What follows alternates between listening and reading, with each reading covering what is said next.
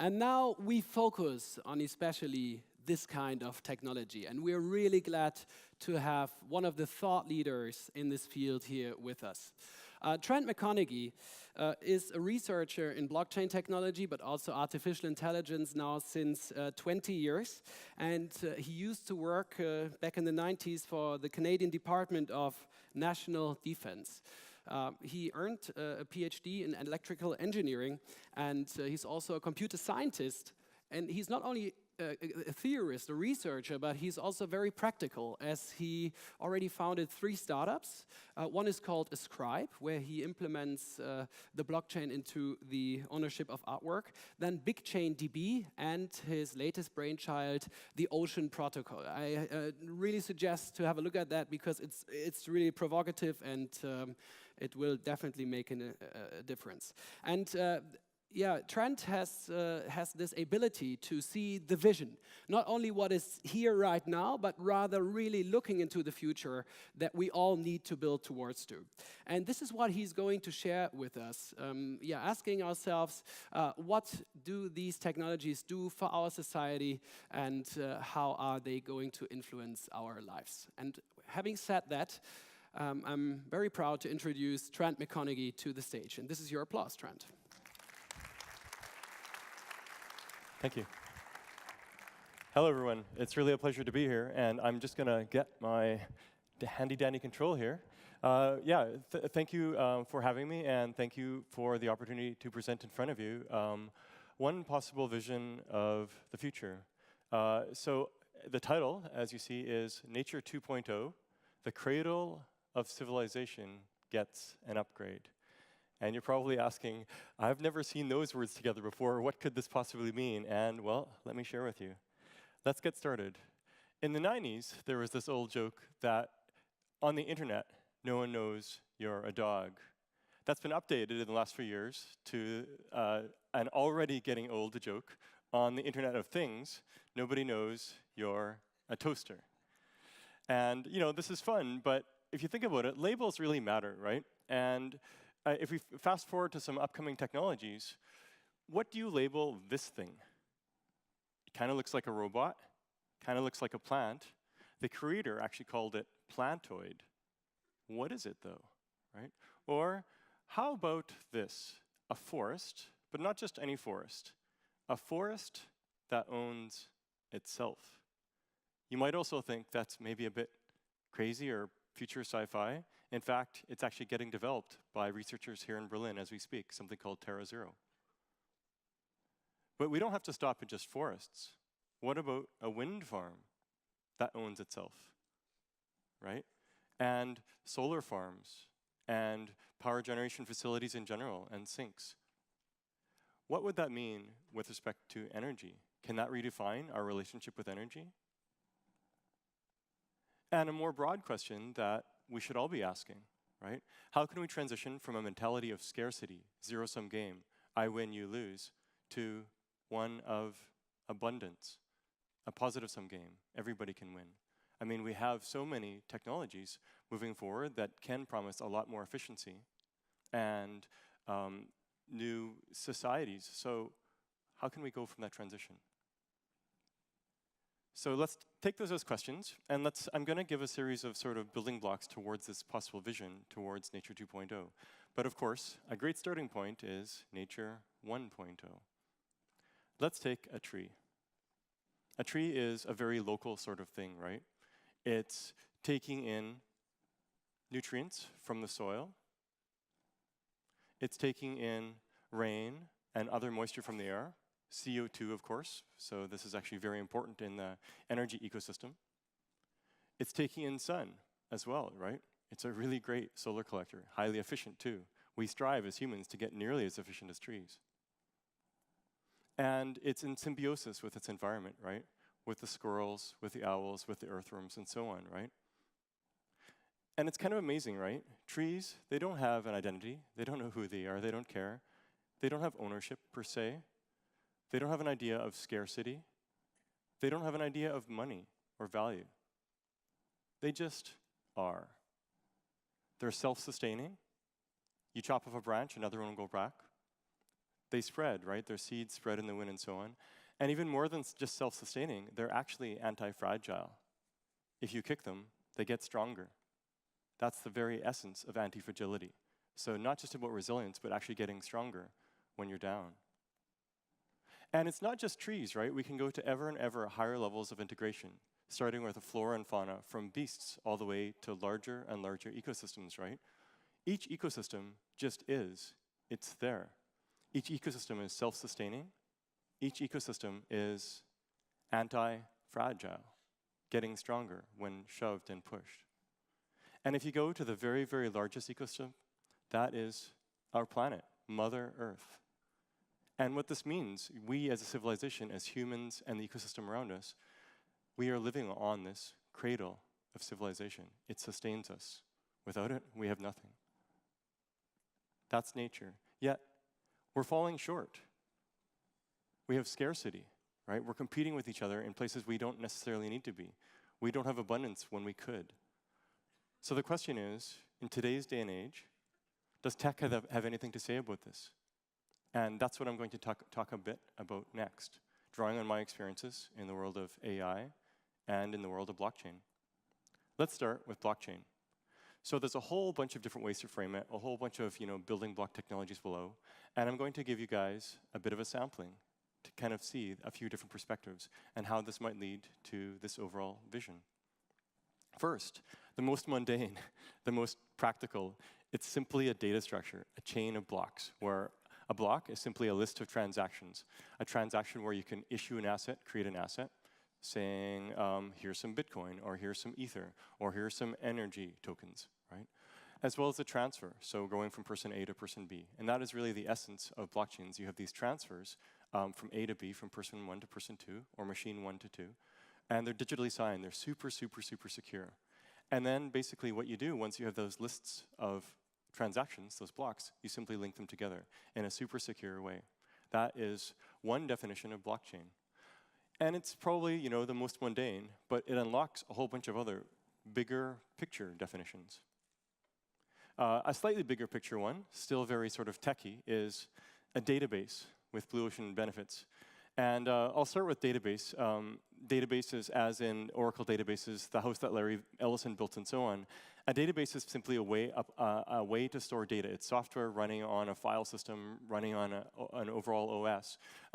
That's just storing stuff. And you can query it, you can index it, and all of that, right? There's an icon for databases, and it's exactly like this picture here. This picture here is actually the Oracle headquarters near San Francisco Airport. So I guess Larry Ellison has a bit of a sense of humor, where he made the Oracle buildings look like databases themselves. So that's the traditional database, right? Except traditional databases would be administered by a single sysadmin, maybe across 1,000 machines in the cloud and stuff, but one sysadmin can pull a plug and take it away.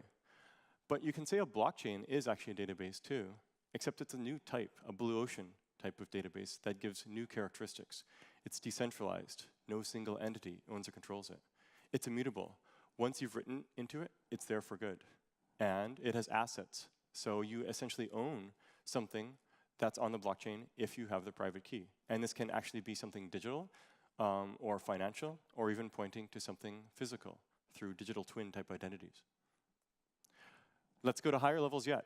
People call blockchains trust machines. Why? Well, because it minimizes the amount of trust you need to operate. Think about if you want to transfer some money from a bank account in, say, Canada, where I'm from, to, say, here in Germany, where I live now. That would normally cost me about $40. Why? Because it has to go through 3 or 4 intermediate banks. Each bank, you're paying about $10 for their trust, for being big and for being 100 years old and all of that, right? And you're paying for that trust.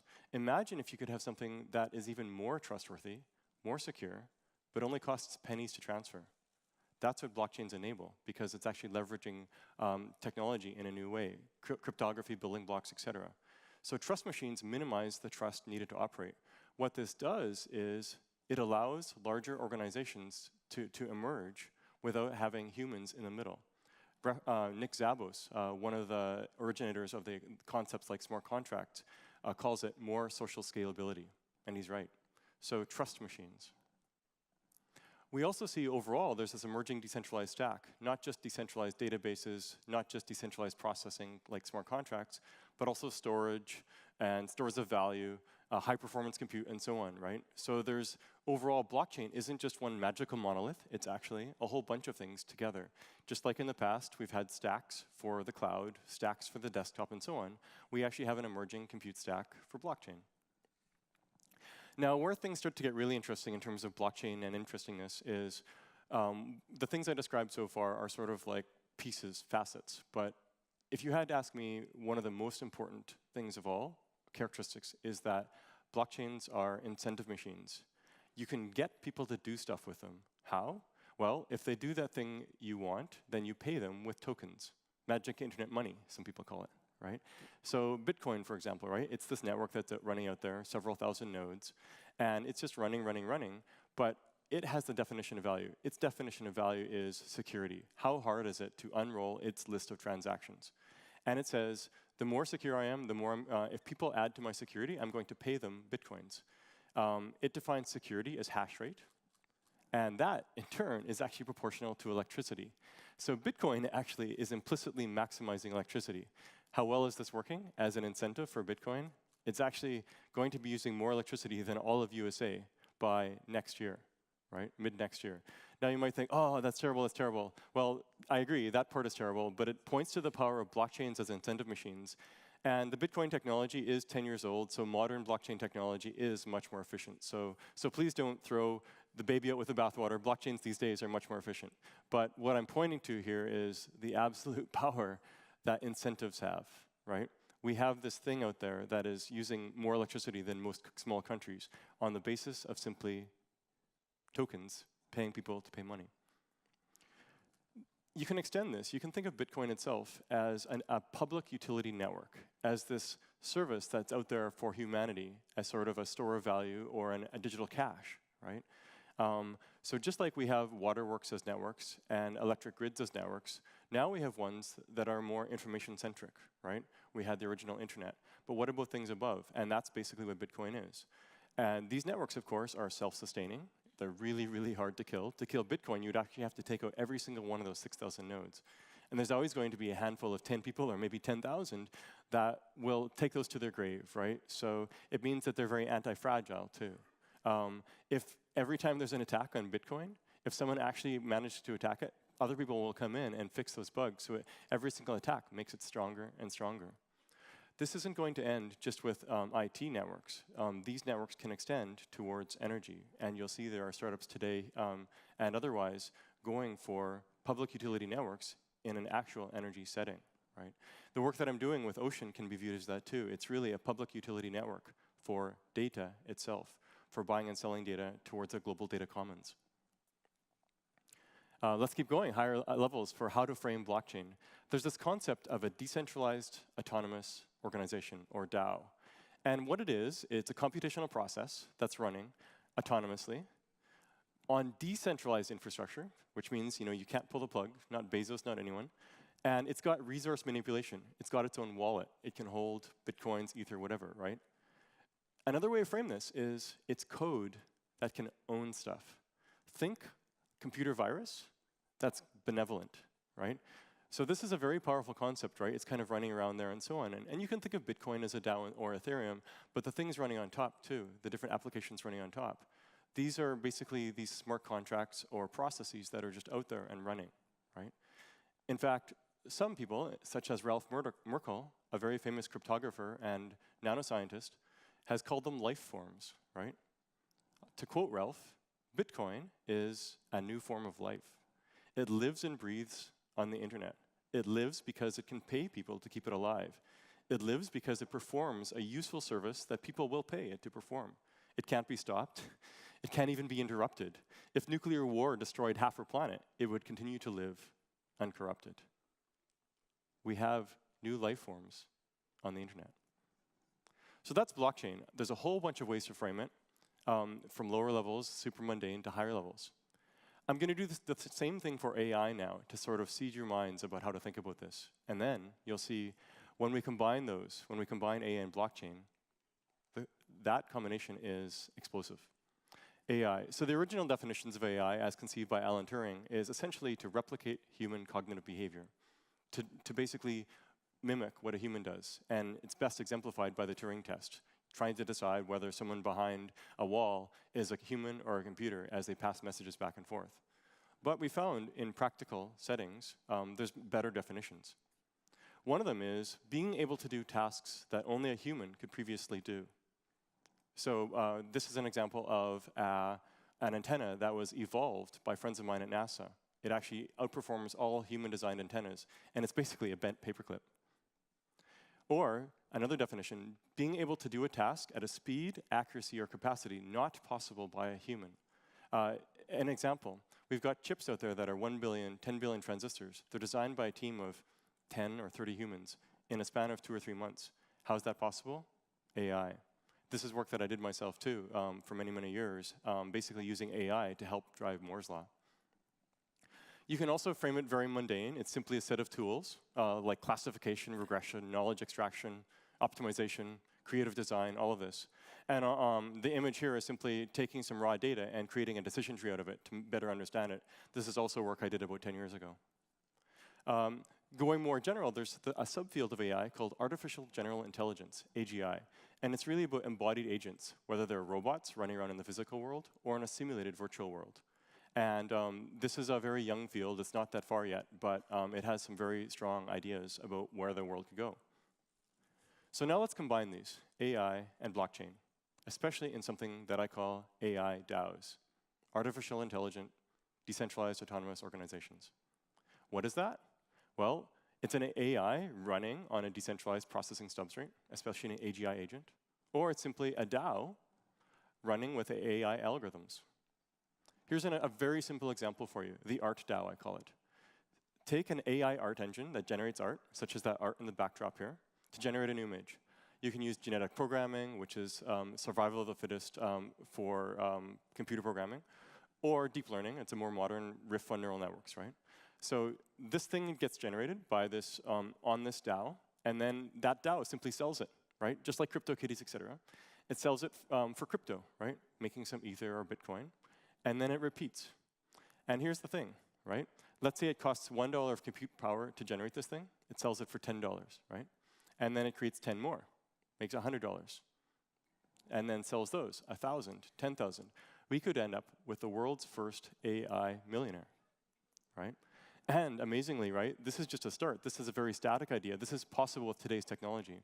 But you can even have the thing self-adapting, right, with the field of genetic programming, which goes back to the late 80s. And I spent a long time in myself, where it's actually survival of the fittest computer code. You add some code here, you remove some there, and so on and so forth.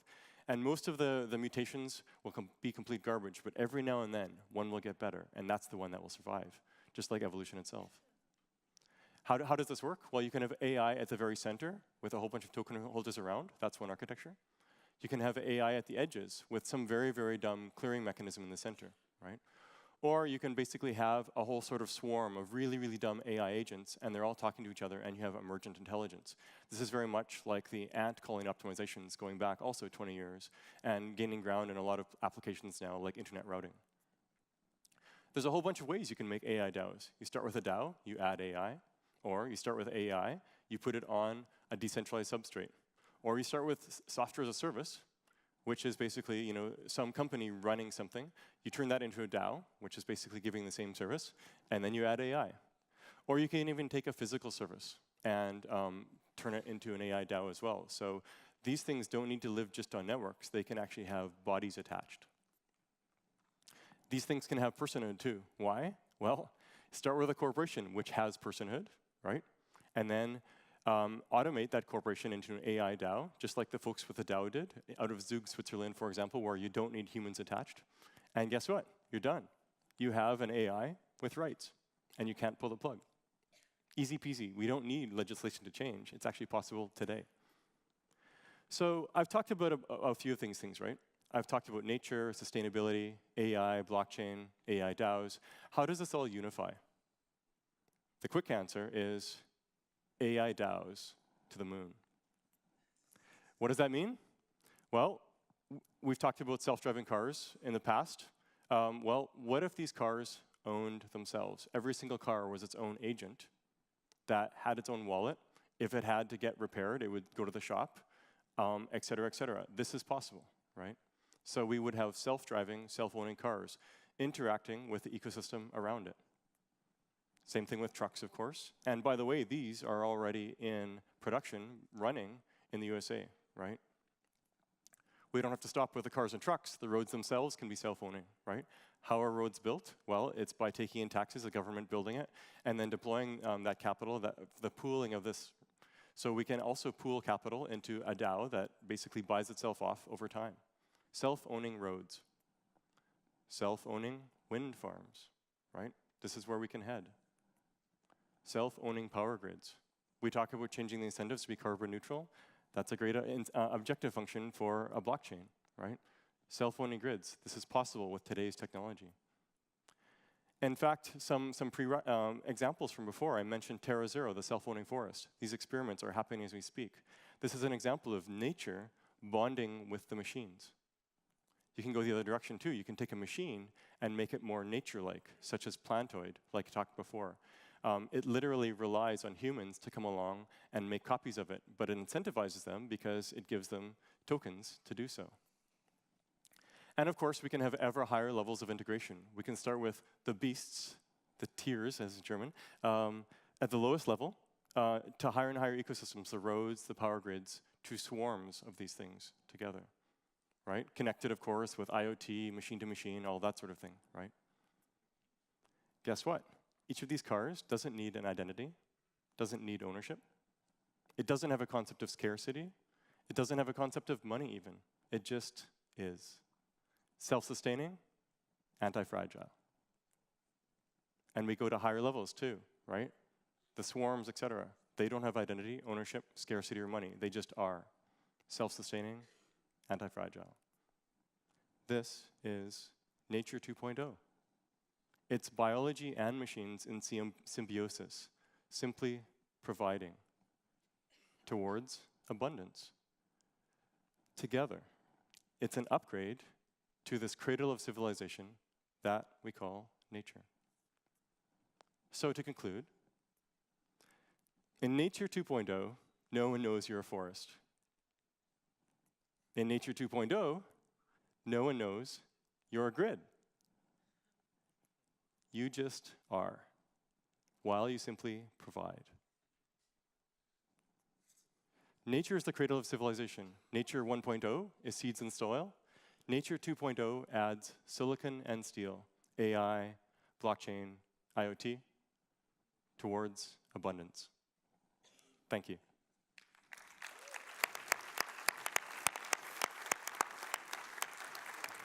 Wow. Trent, thank you so much. That was really, really impressive. Just one very brief question, and then we have to move on. How confident are you on a scale 1 to 10 that we create a successful energy transition?